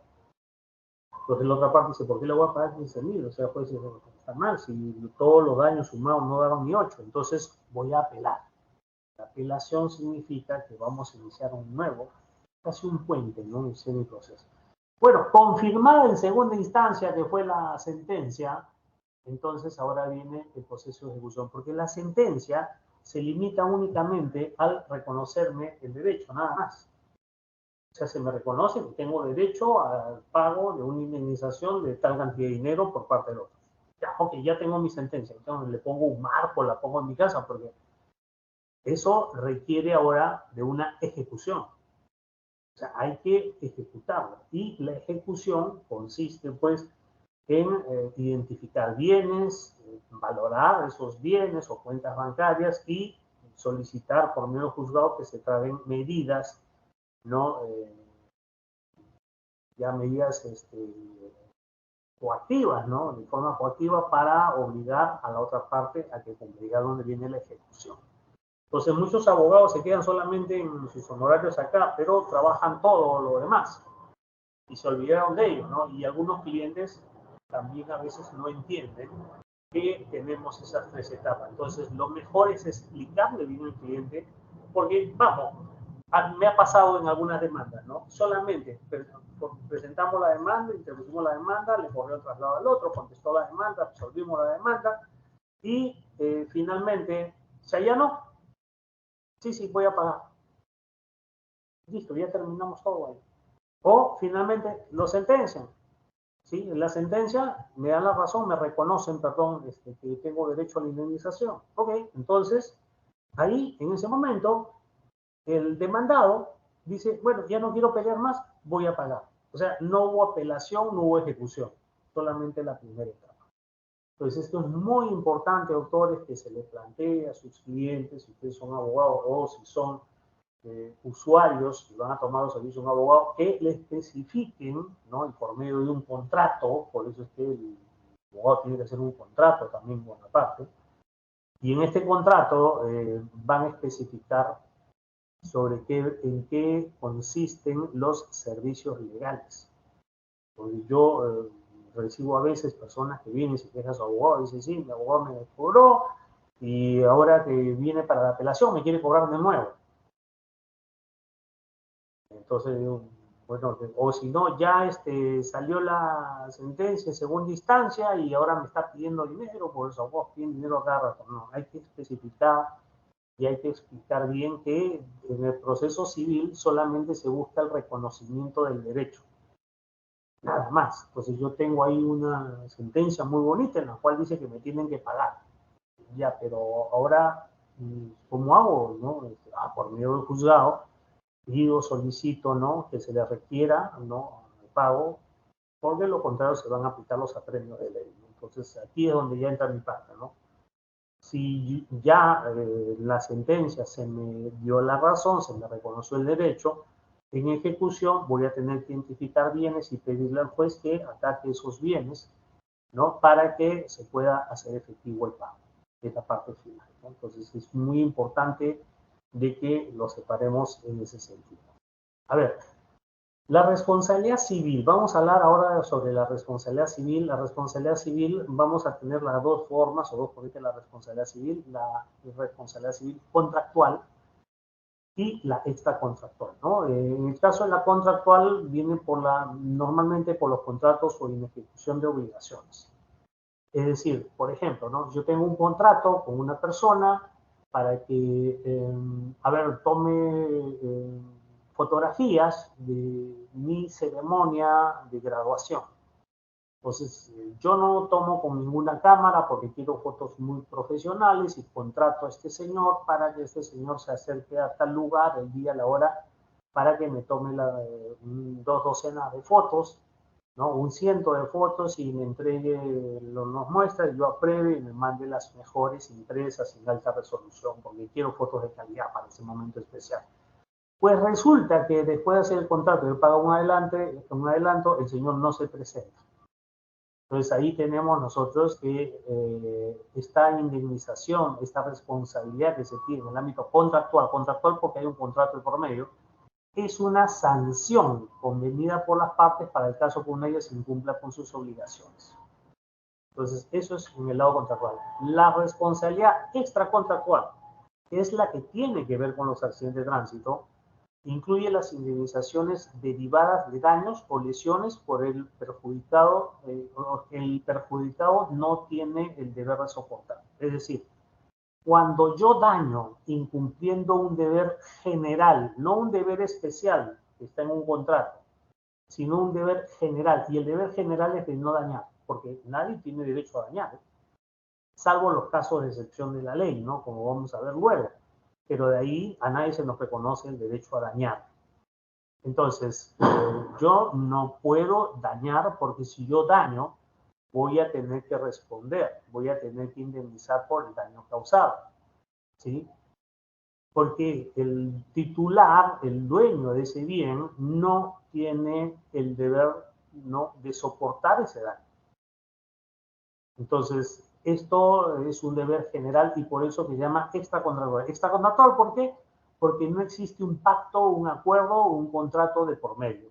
Son deberes generales entre personas anónimas que se encuentran en algún momento, en una circunstancia de la vida, y se produce ese daño. Nace el deber de uno, entonces, por lo tanto, ese tipo de responsabilidad nacida de los hechos de tránsito es una responsabilidad extracontractual, no es contractual. Muy bien. Aquí hemos hecho la división, ahora vamos a explicar un poco. En el Código Civil vamos a encontrar el libro respectivo a la responsabilidad civil y les recomiendo que lean al maestro Lizardo Taboada, ¿no?, en su libro, que es un libro muy pequeño, pero no por esto deja de ser importante, es muy bien explicado, el libro de elementos de la responsabilidad civil, ¿no? Un libro básico que tienen que leer para entender esto, y aparte que está escrito pues en un lenguaje sencillo. Acá lo tengo justo, miren, a la mano, ¿no? Los elementos de la responsabilidad civil de Lizardo Taboada Córdoba. Este libro es muy importante. Entonces, ahí vamos a encontrar nosotros que nos explica con respecto a este artículo 1969. 1969 es así, dice, aquel, o sea, persona en general, que por dolo o culpa, es decir, con intención, voluntad, conocimiento, o a lo mejor sin voluntad, conocimiento, pero por un acto negligente, imprudente, causa daño a otro, está obligado a indemnizarlo. El descargo por falta de dolo o culpa corresponde a su autor. Explico este artículo, ¿ya? Cuando hablamos de dolo o culpa, estamos hablando que hay voluntad de causar el daño, ¿sí? Voluntad o incumplimiento de alguna forma de causar el daño. Ahora, cuando dice el descargo de la falta de dolo o culpa corresponde a su autor, significa de que aquí hay una inversión de la carga de la prueba. Recuerden que en el proceso civil, aquel que afirma hechos tiene el deber de probarlos. Entonces, si yo voy a ir por el artículo 1969 y decir, señor juez, ¿sabe que este fotógrafo no ha cumplido con el contrato? Eso me causó un perjuicio muy grande porque yo tenía que entregar esa fotografía, en fin, ¿no? Y me ha causado un daño. Entonces, es por ello de que esta persona está obligada a indemnizar. Dice, el descargo por falta de dolo o culpa corresponde a su autor. Yo no tengo en mi demanda que especificar de qué manera fue con dolo o culpa, no. Sino es que si yo invoco el artículo 1969, ¿no?, el presunto autor del daño va a ir al proceso, ¿no?, con una presunción en su contra. O sea, va a ir con una carga. ¿Cuál es? Que él va a tener que demostrar que no hubo dolo o culpa. No es que yo, demandante, tenga que demostrarlo en mi demanda, o sea, probarlo. No, ahí no es que en la regla de aquel que ocasiona daños, está obligado, perdón, que aquel que ocasiona un daño está obligado a indemnizar, ¿no? Entonces, o que aquel que afirma hechos debe de probarlos. Para efectos de este artículo no es necesario. Basta con que yo describa los hechos y punto. Ahora, el descargo de falta de dolo culpa corresponde a su autor. Inversión de carga en la prueba, por lo tanto, yo, demandado, voy a tener que probar que el daño se produjo, ¿no?, sin dolo o culpa de mi parte. Ese es el artículo 1969, pero el que es aplicable para el caso de los accidentes de tránsito es este, el 1970. Y aquí se invoca la responsabilidad civil por riesgo. Y escuchen esto, aquel que mediante un bien riesgoso o el ejercicio de una actividad riesgosa o peligrosa causa daño a otro, está obligado a repararlo. Entonces, aquí es clarísimo lo siguiente. ¿Por qué es una responsabilidad objetiva la responsabilidad por riesgo? Porque no necesitamos aquí, ¿no?, acreditar dolo, culpa, negligencia, imprudencia. Aquí simplemente es objetivo. Dice, ¿el que ocasiona el daño estaba realizando una actividad riesgosa o peligrosa? Sí. Y realizando esa actividad riesgosa o peligrosa, ¿ocasionó el daño? Sí. Entonces tiene el deber de indemnizar. Entonces ahí están todos los elementos. Por eso es que, por ejemplo, ¿no?, atropellaron a una persona y voy a pedir que me den una indemnización por ello, ¿no? Entonces voy a pedir que indemnicen y lo voy a hacer en mi demanda y voy a invocar y me voy a sustentar en el artículo 1970, por medio del cual voy a afirmar que el conductor del auto estaba realizando una actividad riesgosa, que era manejar un vehículo motor, y realizando esa actividad riesgosa o peligrosa, me ocasionó el daño. Entonces vamos a 1970. Aquel que mediante un bien riesgoso o peligroso o por el ejercicio de una actividad riesgosa o peligrosa causa daño a otro, está obligado a reparar. Esa es la responsabilidad por riesgo. Así se llama. Artículo 1970 es aplicable para este caso, para los accidentes de tránsito. Entonces, aquí tenemos algo, ¿no? Nuestra demanda, obviamente, nuestra demanda va a tener que especificar los elementos de la responsabilidad civil, como dice el maestro Lizardo Taboada, ¿no? Dice la antijuricidad, el daño, el nexo causal y los factores de atribución. Esto tengo que ponerlo en mi demanda, obviamente, ¿no? Pero basta con que yo invoque, afirme o diga de que la otra parte estaba realizando una actividad riesgosa y que en esa actividad riesgosa me ocasionó, porque aquí viene el término, causar el daño. Y causar, estamos hablando de una relación causa-efecto. Es decir, no es que tú estabas realizando una actividad riesgosa y se produjo un daño. No, es necesario, sí, demostrar que lo ha causado. Es decir, que hay una relación causa-efecto. Entonces, usted, realizando una actividad riesgosa, me causó el daño, estás obligado a repararlo. Por eso es que se llama responsabilidad por riesgo o responsabilidad objetiva. A ver, ¿por qué el vehículo es considerado un bien riesgoso? Bueno, ya la jurisprudencia y la doctrina han reconocido, pues, la conducción de un vehículo automotor como una actividad riesgosa, ¿no? Entonces, por ejemplo, acá tenemos una casación que dice, debe tenerse presente que el vehículo como tal constituye un bien riesgoso peligroso y su conducción una actividad que tiene las mismas características, lo que conlleva la obligación de parte del conductor a reparar el daño causado. Es una casación. Y ahí está diciendo, oiga, estaba realizando una actividad riesgosa, sí, basta con eso, dice, y nace la obligación por parte del conductor a reparar el daño causado. Otra casación más, en la actividad de transporte, ¿no? Los transportes públicos, por ejemplo. Dice, por el solo hecho de haberse encontrado el vehículo automotor en movimiento o en su uso ordinario, constituye este un peligro potencial, que es criterio aceptable y reconocido uniformemente tanto por la doctrina como por la jurisprudencia, que se entiende por actividad peligrosa aquella realizada por medios de transporte. ¿Sí? Es una actividad. Entonces, cuando el Código Civil dice bien riesgoso o actividad riesgosa o peligrosa, tenemos que manejar un vehículo automotor es una actividad riesgosa o peligrosa. La ley 27181, Ley General de Transporte y Tránsito Terrestre. Vean a ustedes, artículo 29 de la responsabilidad civil, y dice así, la responsabilidad civil derivada de los accidentes de tránsito causados por vehículos automotores es objetiva. de conformidad con lo establecido en el Código Civil. El conductor, el propietario del vehículo y, en ser su caso, el prestador del servicio de transporte terrestre son solidariamente responsables por los daños y perjuicios causados.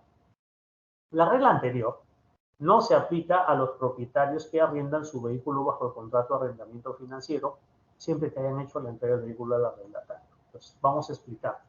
Este artículo 29, ¿no?, que está en una ley, se desprenden muchas cosas. Primero, dice que la responsabilidad civil, y no habla de lo penal, solo de lo civil, derivada de los accidentes de tránsito es objetiva. ¿Objetiva qué significa? Me importa el qué, más no me importa el por qué o el cómo. Es objetiva. Es simplemente, hay un daño, hay un vehículo automotor, como establece el Código Civil, artículo 1970, responsabilidad por riesgos, usted es el responsable. Pero hay algo más aquí. Dice a continuación, nos está dando una pista sobre a quiénes tenemos que demandar. Y dice que tenemos que demandar, en primer lugar, al conductor. ¿Sí?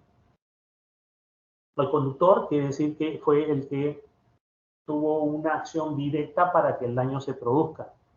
Pero también al propietario, porque el propietario asume una posición de garante. Yo soy dueño de una cosa, de un objeto, pero ese objeto es un bien riesgoso, peligroso, como lo ha dicho la doctrina y la jurisprudencia. Entonces, si yo soy plenamente consciente que esa cosa que yo tengo es peligrosa y se la entrego a otra persona para que haga uso de ella, yo asumo junto con él, ¿no?, la responsabilidad civil que derive de los daños que él pueda causar. ¿Por qué? Porque yo soy plenamente consciente que es un bien riesgoso, peligroso y puede ocasionar un daño. Entonces, con ese conocimiento, yo asumo una posición de garante y es normal que nosotros cuando demandemos, suponiendo que usted está en la parte agraviada, usted demande tanto al propietario, perdón, al conductor como al propietario del vehículo. Pero hay más. Si este vehículo es de una empresa de transporte, pertenece a la flota de una empresa de transportes, sin que sea propietaria. Y quiero aclarar esto porque a veces que hemos demandado a empresas de transporte y dice, oiga, pero yo no soy propietario, el propietario es el señor Pérez. Y ahí en la tarjeta figura Pérez, yo no soy yo. Claro, pero a ti te estamos incluyendo en la demanda, no porque seas el propietario, sino porque eres el prestador del servicio de transporte terrestre, que también asume una posición de garantía. ¿Por qué? ¿Por qué hay esta responsabilidad pauliana? Bueno, no es que yo voy a ser yo el titular de la autorización del servicio, es decir, que utilizando un bien riesgoso, peligroso, ¿sí?, en el uso de ese bien riesgoso, peligroso, yo gano dinero, ¿sí? Esta persona trabaja, es un dependiente mío, trabajo con mis órdenes. Entonces, yo asumo también hay una posición de garantía, de tal manera que si se produce algún daño, si yo, vamos a decir, participo en el beneficio del uso del vehículo, también participo en la responsabilidad que pueda derivar, ¿no?, en los daños que ocasione ese vehículo. Entonces, no es que sea alternativo, porque también he tenido un caso en que se demandó al conductor, al propietario de la empresa, y la empresa dice, no, una excepción, no, falta de legitimidad pasiva para ahorrar. ¿Por qué?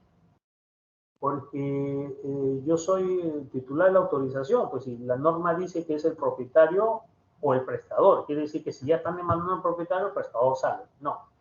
Bueno, pues tuvo un razonamiento lógico y dice, mire lo que dice ahí, dice, el conductor, el propietario y, de ser el caso. ¿Y por qué dice de ser el caso? Porque, vamos, si se trata de un vehículo particular, no va a haber prestador, pues, ¿no? Por eso es que dice y de ser el caso. Pues esta empresa de transportes o su abogado lo interpretó de esta manera. No, ahí dice el conductor y el propietario. Y de ser el caso, es decir, cuando no haya propietario, recién entra a tallar la empresa. No, le digo, pues, señor, acá entran los tres. El conductor, el propietario y de ser el caso. ¿Y por qué dice de ser el caso? Porque si es un vehículo particular no va a haber prestador.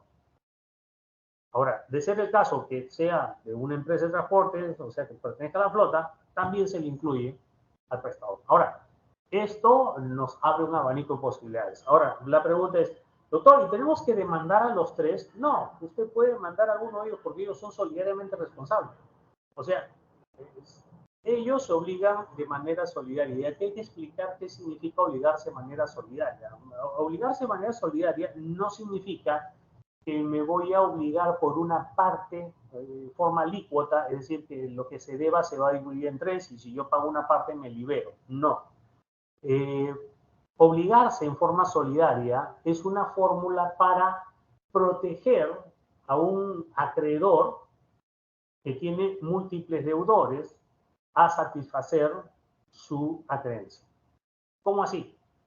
Yo soy el acreedor, a mí se me debe dinero y tengo tres personas que se han obligado en forma solidaria.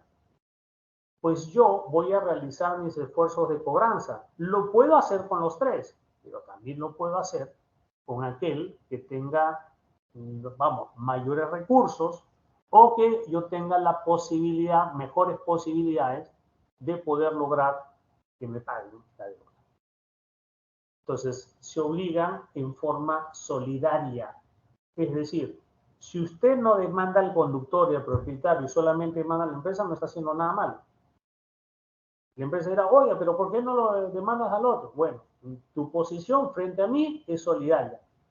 Tu posición frente a ellos es subsidiaria. Es decir, ¿no? Te puedes pasar a mí, una vez que te cobré, tú les puedes iniciar un proceso a ellos, no sé, para que te reconozcan algo, sí lo puedes hacer. Pero ante mí, que yo soy el acreedor, la ley me permite hacer mi esfuerzo de cobranza contigo, por el íntegro de la creencia. ¿Ya? Es por eso que se incluyen a esos tres. Y además, que no lo dice acá, si el vehículo tuviese una póliza de responsabilidad civil, también podemos incluir la demanda a la compañía de seguros con la cual se haya contratado esta póliza. Entonces ya tenemos a cuatro. Entonces, conductor propietario, esos son la base, ¿sí? Y si en caso fuera una empresa de transporte, además el prestador, el titular de la autorización. Y si además hubiese contratado una póliza de responsabilidad civil a la compañía de seguros. Ahora, si voy a mandar a los cuatro, también es importante que yo tenga que invitar a la audiencia de conciliación a los cuatro. Esto es también muy importante. O sea, yo no puedo invitar a dos y demandar a cuatro, ¿no? No puedo hacer eso. ¿Por qué? Porque estaría incumpliendo casualmente un requisito de admisibilidad de la demanda, ¿no? En el cual que los haya invitado a conciliar. Pues si no los invité, no hay el acto, entonces no puedo ir, no puedo decir, oiga, vengo a buscar tutela jurisdiccional. ¿Pero qué tutela? ¿Por qué dices tutela si ni siquiera has empezado por requerirle a esa persona que te pague? No lo has invitado a conciliar. Pues esto es muy importante. Entonces ya tenemos los cuatro, ¿no? Que pueden ser. Ahora, cuando hablamos de responsabilidad objetiva, para entender el término, dice, solo se debe probar fehacientemente que la conducta que ha causado el daño es peligrosa o riesgosa sin necesidad de acreditar ninguna culpabilidad. Entonces, doctores, entenderán aquí que para yo demandar en la vía civil, no es fundamental, importante o trascendente tener el informe de la policía en que hay un factor predominante o contributivo. No, porque estamos hablando de un caso de responsabilidad objetiva. Entonces, ¿qué cosa es lo que hay que probar? Primero, que estaba realizando una actividad riesgosa o peligrosa. Está probado. Segundo, de que me ocasionó el daño, me causó el daño. O sea, en la relación causa-efecto, usted me dañó. Es decir, usted me golpeó y transformó mi vehículo en lo que ahora está. Entonces, eso también es parte del convencimiento que hay que tener después, ¿no? Y por eso dice que es una responsabilidad objetiva. Aquí tenemos otra casación. Dice que en este orden de ideas la diferencia se resuelve no atendiéndose a la culpa. Aquí tenemos un caso, vamos a tratarlo, ¿ya? En este orden de ideas las diferencias se resuelven no atendiendo a la culpa, al dolo del conductor, como lo señala el recurrente. Fíjense lo que está diciendo la Suprema, ¿no? Casación 630 Cajamarca dice, esto no se resuelve atendiendo a la culpa, al dolo del conductor, como está pidiendo el recurrente. El recurrente dice, oiga, tiene que establecer la responsabilidad en él porque ahí he probado de que ha actuado con negligencia, imprudencia, qué sé yo, ¿no? Dice, sino que debe aplicarse el artículo 29 de la Ley 27.1, Ley General de Transporte y Tránsito Terrestre, concordante con el artículo 1970, recuerden esto, no 1969, sino 1970 del Código Civil, en virtud a que los hechos sucedieron como consecuencia de haberse puesto en actividad dos vehículos automotores, el transporte terrestre y el camión, que al ser puestos en marcha constituyen bienes riesgosos y en tal caso los resultados se miden objetivamente por el daño causado, independientemente de la conducta de las víctimas, cuya concurrencia en la producción del daño solo sirve para graduar equitativamente el monto reparador, tal como se establece en el artículo 73 del Código Civil, normativa que ha sido tenida en cuenta por las instancias de mérito de la reducción del monto indemnizatorio. Entonces, no, a ver, acá no me sirve que el predominante, el contributivo, ¿no? Sino simplemente es de forma objetiva, hay un daño. Son bienes riesgosos, ¿no? Y objetivamente el daño causado, independientemente de la conducta de la víctima, ¿no? O de lo que haya hecho cada uno de ellos, es responsabilidad netamente objetiva. Y fíjense que aquí está hablando de dos automotores, dos vehículos, ¿sí? Dos vehículos automotores. Por ahí he visto una sentencia, una sala, en la cual dice, no, bueno, pero si son dos vehículos, entonces los dos realizan actividad riesgosa, por lo tanto los dos tenían que indemnizar. No, está bien, los dos realizan actividad riesgosa, eso es verdad, pero cuando hablamos de esto hay un elemento importante que está en el 1970, dice que realizando la actividad riesgosa o mediante el uso de un riesgoso peligroso causa un daño, entonces lo que hay que establecer es quién causó el daño. Los dos realizan actividad riesgosa, pero uno causó el daño. Y ese es el sobre el cual va a recaer la responsabilidad. Acá está, primera sala civil de la Corte Superior de Justicia en Lima, expediente 40044 del 2006. Mire lo que dice, ¿eh? La responsabilidad civil derivada de un accidente de tránsito entre dos vehículos no puede ser objetiva.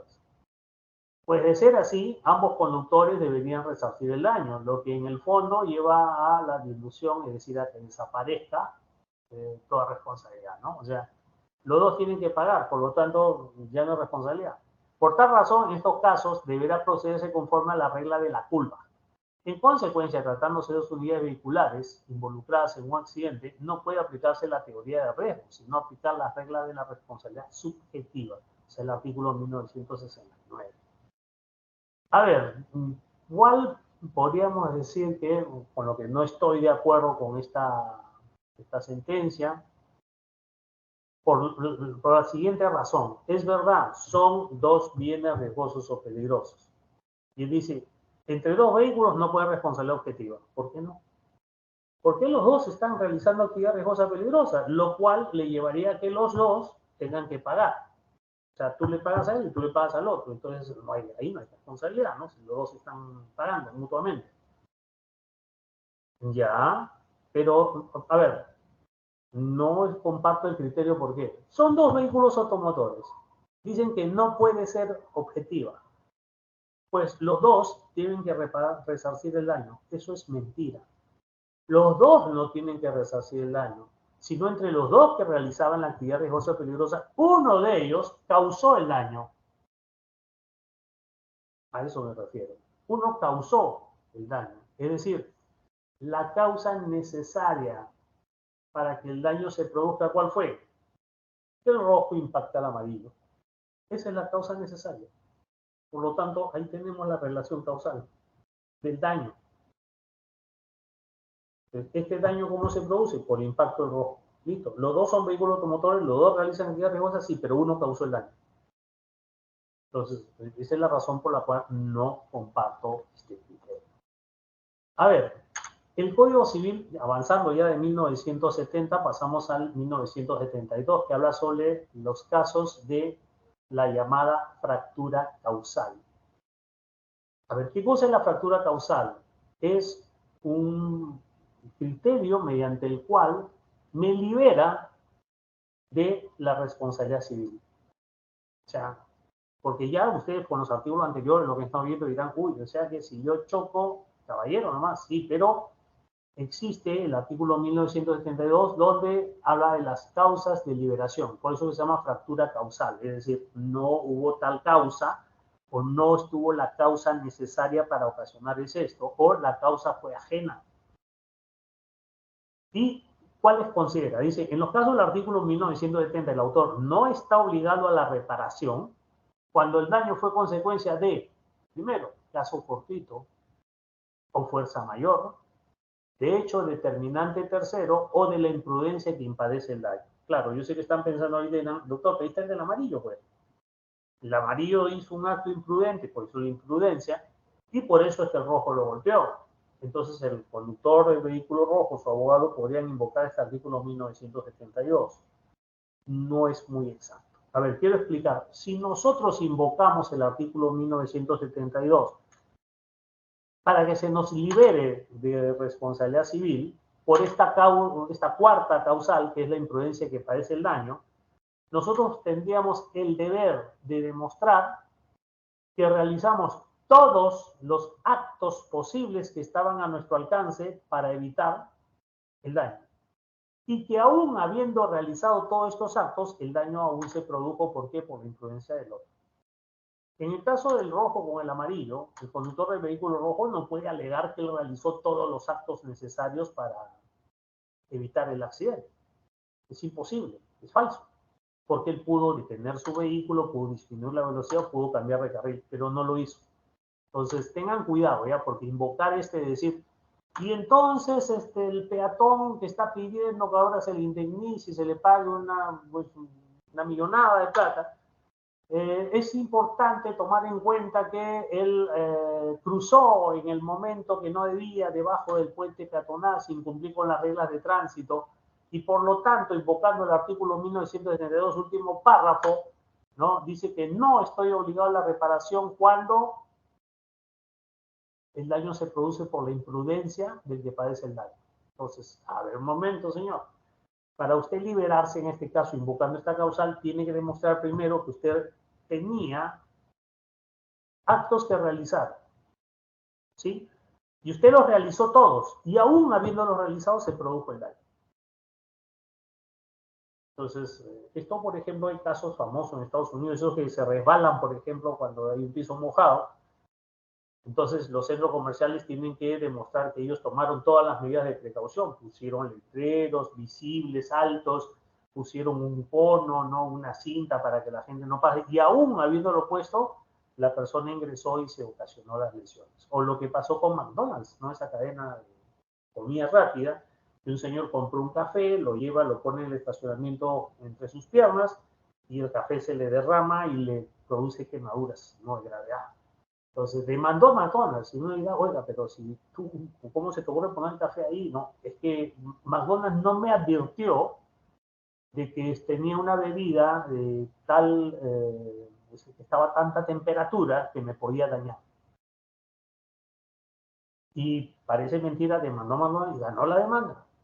¿Por qué? Porque McDonald's no pudo demostrar, dijo, no, pero esto es la imprudencia de él padece el daño por su propia imprudencia. No, un momentito. Demuestra que tú hiciste todo lo que estaba a tu alcance para que esto no suceda. Por ejemplo, ¿me advertiste de la temperatura a la cual estaba este café?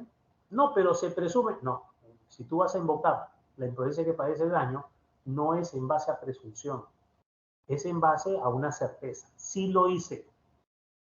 Es por eso que ahora Madonna pone, ¿no? Beware, ¿no?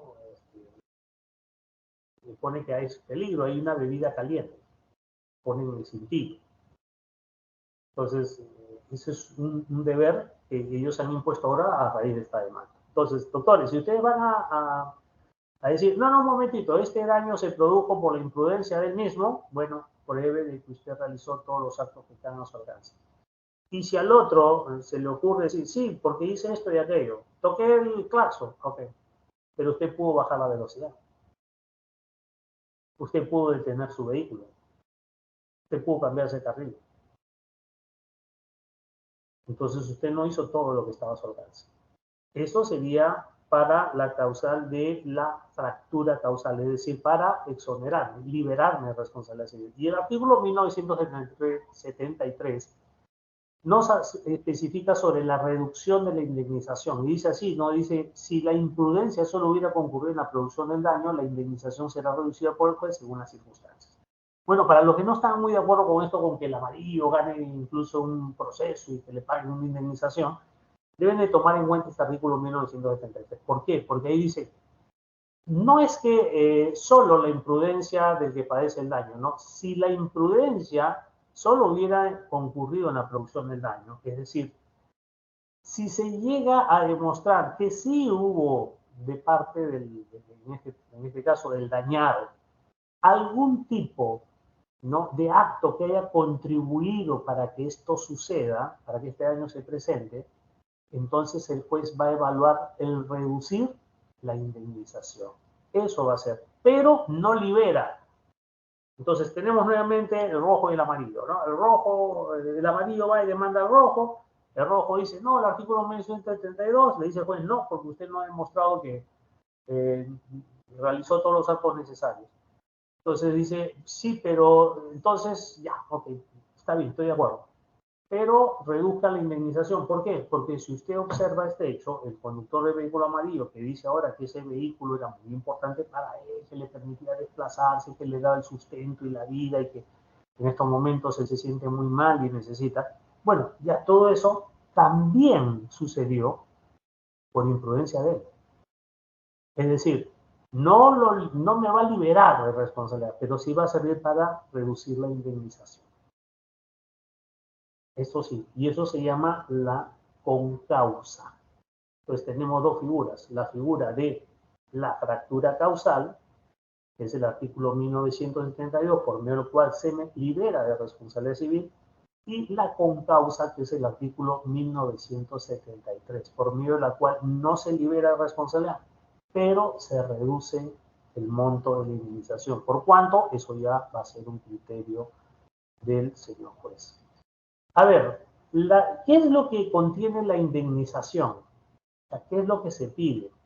Bueno, aquí ¿qué es lo que se pide? Obviamente el petitorio va a estar especificado, pero cuando hagamos nosotros nuestra demanda, ahí vamos a tener que especificar, ¿no?, estos elementos. Primero, el daño emergente. Daño emergente, o quiere decir, dicho más sencillo, todo lo que cuesta, ¿no?, volver esto a su estado original. O sea, el gasto que va a representar. Por ejemplo, ¿no?, en el caso de los daños materiales a un vehículo, el trabajo del planchador, el mecánico, los repuestos, o sea, todo eso es el daño emergente. Es decir, en la magnitud cómo ese bien fue dañado y cómo es que va a volver a su estado original o en la medida de lo posible y cuánto va a costar eso. Sí, es decir, todo aquello que sale del bolsillo, para decirlo de alguna manera, ¿no? Daño emergente. Pero también dice que va a incluir el lucro cesante. Y el lucro cesante no significa aquello que yo percibo, sino aquello que yo gano, que no es lo mismo. Ganancia no es lo mismo que percibir. Voy a explicar.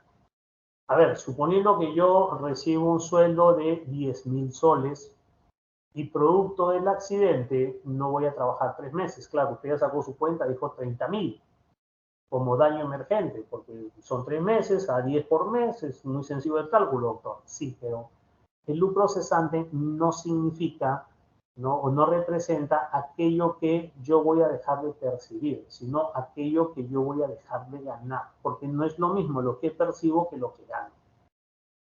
Yo recibo 10.000, pero para vivir gasto el 70%. O sea, 7.000 soles entre, no sé, pues luz, agua, renta, comida, medicinas, qué sé yo, diversión, entretenimiento, ya, 7.000.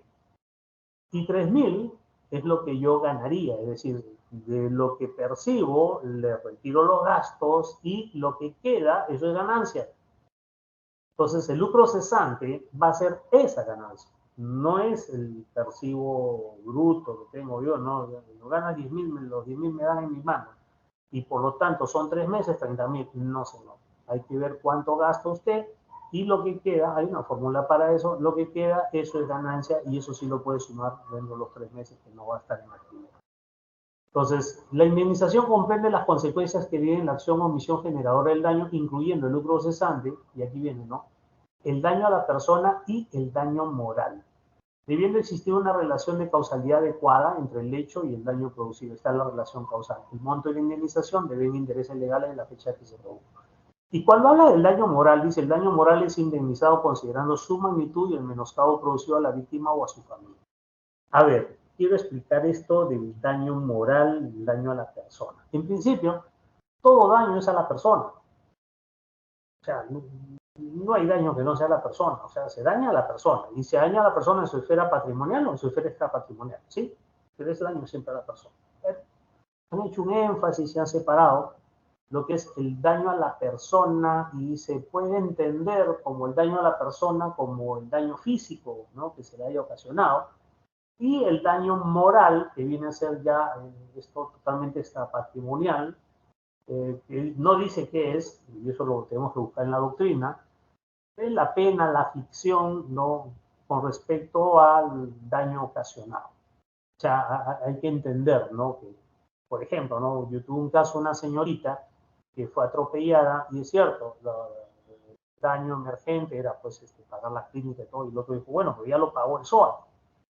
Ya está, el SOA ya le pagó, ¿no? Ya cubrió con todos los gastos y también le dio, bueno, pero está pidiendo una indemnización de ¿y por qué? Dice, si ya está curada, sí, pero ha tenido pues las lesiones que tiene a nivel de la pierna, la pérdida de tejido, las cicatrices que le han quedado. En el caso de esta dama joven, va a tener una secuela moral. Ella no va a tener la misma confianza, ella siente un complejo, ella ya no puede usar faldas ni puede usar sandalias porque se le ven todas las cicatrices que tiene y la deformidad que tiene los dedos de los pies y en la pantorrilla, que para una mujer es terrible, no puede ir a la playa, ponerse ropa de baño y se siente muy incómoda con ello, trata de cubrirse y disfrazarse. Entonces ahí tenemos un daño moral, pues ese es el daño. Ahora, en la medida que esto se demuestre y de qué manera puede afectar y de qué manera este daño se manifiesta o se evidencia o la gravedad del mismo, es que el juez va a considerar, ¿no? Hacer una valoración del mismo para otorgar, ¿no? Una indemnización a ¿sí? Ese es con respecto al daño moral. El Reglamento Nacional de Tránsito habla sobre la retención de vehículos en los casos, nos dice que nosotros tenemos que presentarnos, ni bien ocurre un accidente de tránsito, ahí tenemos un artículo de reglamento que lo vamos a ver en el caso de la responsabilidad administrativa, en la cual lo obliga a solicitar de inmediato la intervención de la autoridad policial, es para que vean que es obligatorio, ¿sí? Que ya hay un deber, ¿no? De informar con respecto al hecho del accidente. Entonces, vuelvo nuevamente al inicio, ¿no? Que hemos llegado a un acuerdo y ahí nomás lo dejamos. No, señor, esto no es así. En los casos de accidente de tránsito con daños materiales, esa es otra pregunta que me hacen con respecto a la comparecencia. Doctor, si me ha llegado una citación he tenido un choque con otro vehículo, no ha habido lesionados, y me están citando para el día 15 para rendir una declaración y dice que vaya con mi abogado en mi elección. A ver, en principio usted es una concurrencia voluntaria, no es obligatoria. Si bien usted ya dio toda la información, en el ámbito administrativo para las citaciones y para la comparecencia personal hay una serie de requisitos, entre ellos que la notificación especifique la ley, ¿no? O la norma en la cual lo obliga al administrado o faculta a la entidad a pedir esa comparecencia. Entonces, las citaciones, por ejemplo, ahí así dice, y se le pide que se presente tal fecha o tal otra fecha con su abogado de su elección, siguiendo, y de no ser así, se adoptarán las medidas legales del caso. No, eso es para asustar a los niños cuando no toman su sopa. Aquí tienen que especificar, ¿no? ¿No? Que se aplicará lo dispuesto en la ley número XYZ, y esto lo dice la ley de procedimiento administrativo. Si la notificación no cumple con estos requisitos, entonces no tiene valor. Ahora, lo que tienen que poner, por favor, siempre en su demanda, su demanda va a ir el petitorio, porque un poco aquí, si lo están viendo en esta clase, dice, oye, pero es bien sencillo, ¿no? Demandar, ¿no? Simplemente pongo el petitorio, sí, pero en el petitorio usted tiene que poner el monto de indemnización y el cálculo del monto de indemnización, ahí es donde viene lo complejo, en algunos casos. Pero lo que sí no puede faltar, además del daño emergente, el lucro cesante y el daño a la persona, es decir, su petitorio de monto dinerario tiene que estar dividido en esos rubros, o sea, tiene que poner un ítem para cada rubro. Pero además de ello, en su demanda tiene que especificar estos 4 puntos. En primer lugar, la antijuría, eso es fácil, el deber general de no dañar. Segundo, el daño causado. Tiene que especificar cuál es el daño que ha causado, que puede ser patrimonial o extrapatrimonial, como ha visto. Puede ser los daños materiales, las lesiones o el daño a la persona o el daño moral. La relación de causalidad, ¿no? Y esto es justamente lo que veía, ¿no? Si hay algún tipo de concausa o fractura causal, ¿no? ¿Cuál fue la causa adecuada? Y finalmente los factores de atribución, ¿no? Es decir, no solamente basta con un nexo causal, sino que sea el acto necesario para que estos daños se produzcan. Y esto tiene que ir de todas maneras en su demanda, ¿ya? O sea, para tener una demanda exitosa, en el caso de accidente de tránsito, deben de tener el monto del petitorio disgregado entre lo que es daño emergente, el daño lucro cesante, el daño a la persona, daño moral, ¿sí? Y además de escribir los elementos de la responsabilidad como la antijuricidad, el daño causado, los factores de atribución, ¿no? En su demanda, ¿no? La antijuricidad, ya sabemos, el deber general de no dañar. El daño, ¿no? El daño no estamos hablando de un daño material, porque mucha gente daño piensa en una bolladura, rotura de un espejo, no. El daño jurídicamente indemnizable es toda aquella lesión a un interés jurídicamente protegido. Bien se trate de derecho patrimonial o extrapatrimonial. O sea, puede ser mi brazo, mi pierna, puede ser mis costillas, no necesariamente tiene que ser la relación causal. El daño causado tiene que ser consecuencia de la conducta antijurídica del autor para que se configure un supuesto de responsabilidad civil extracontractual. Y finalmente, y dentro de ello vamos a tener la fractura causal, que ya lo hemos visto, ¿no? Que se invoca cuando el autor de una determinada conducta logra acreditar que no ha sido el causante del daño imputado por ser mismo consecuencia de la causa, ya que se trate de causa fortuito, fuerza mayor, hecho de tercero o hecho de la víctima. Y finalmente, y antes de ello, la concausa de que es si hubiera algún tipo de imprudencia, ¿no? Que padece el daño, o sea que ha contribuido de alguna manera, entonces se disminuye el monto de la indemnización. Y finalmente, los factores de atribución. No es necesario examinar la culpabilidad del autor, pues bastará con acreditar el daño causado, la relación de causalidad, y que se ha tratado un daño producido mediante un bien o una actividad que supone un riesgo adicional, ordinario o común, y por ello mismo merece la calificación de riesgos. Muy bien, doctores. Mi nombre es Marcos Aburto Cardosa, director del estudio Vialex. Vamos a dejar de compartir por un momento. Vamos a volver aquí a vernos por medio de la cámara, deseando pues que esta clase haya servido para que todos ustedes puedan tener un panorama más amplio con respecto a la responsabilidad civil proveniente de los accidentes de tránsito. No sé si tuvieran alguna pregunta que hacer. A lo mejor estamos muy rápido, muy atropellado. Bueno, en caso de no haber preguntas, les agradezco a todos su participación. Recuerden que el próximo jueves vamos a estar hablando de la responsabilidad penal, de cómo es que se realiza el proceso penal desde la investigación policial, los actos preliminares, las actuaciones preliminares y cómo es que se desarrolla el proceso y cuáles son los medios para poder, vamos a decirlo, no evitar nuestra responsabilidad, sino que dentro del proceso tengamos nosotros el resultado más apropiado y exitoso. Y el viernes próximo vamos a hablar sobre la responsabilidad administrativa por los accidentes de tránsito. Muy bien, doctores, muchas gracias por su atención. Doctora Beatriz, lo dejo con la sala. A todos ustedes, muy buenas noches y gracias. Tengan un buen fin de semana.